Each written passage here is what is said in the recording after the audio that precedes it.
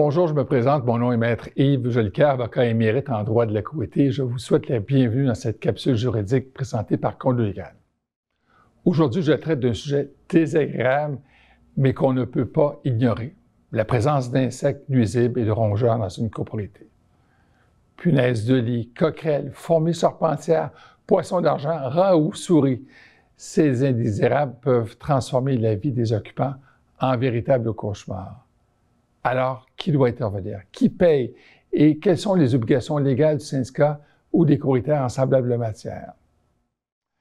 Selon l'article 1039 du Code civil du Québec, le syndicat a le devoir d'entretenir les parties communes, d'assurer la conservation de l'immeuble et de mandater les professionnels requis.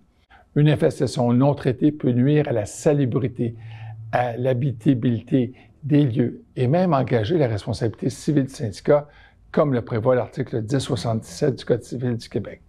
C'est pourquoi, dès les premiers signes de vermine ou de parasites, le syndicat doit agir avec diligence. Une réaction tardive risque de causer des dommages majeurs et de rendre l'immeuble parfois invivable pour les copropriétaires et occupants de l'immeuble.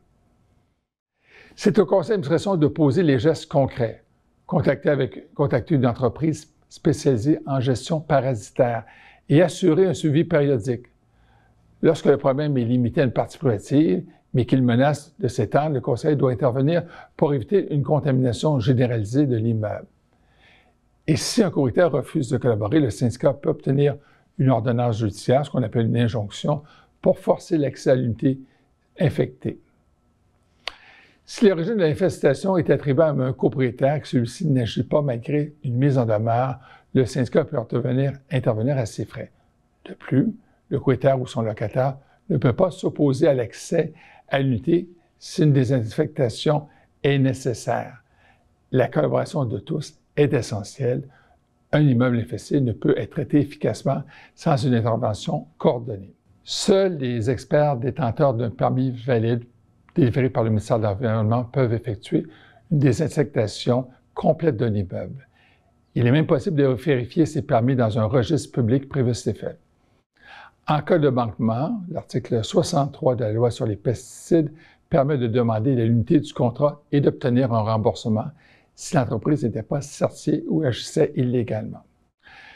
Dans les immeubles à logements multiples, un contrat annuel avec une entreprise de gestion parasitaire est souvent nécessaire. Pourquoi?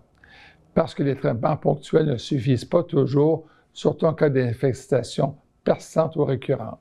Ce contrat permet aussi d'assurer un suivi préventif, ce qui limite les coûts et les risques à long terme. Saviez-vous que la location également à court terme, comme le Airbnb, augmente les risques d'infestation? Des voyageurs malchanceux peuvent apporter dans leurs valises des punaises de lit. Elles s'installent dans un logement, migrent à travers les murs et peuvent contaminer plusieurs unités, voire tout un étage. D'où l'importance pour le syndicat de réglementer les locations à court terme et de rester vigilant avec ce phénomène croissant.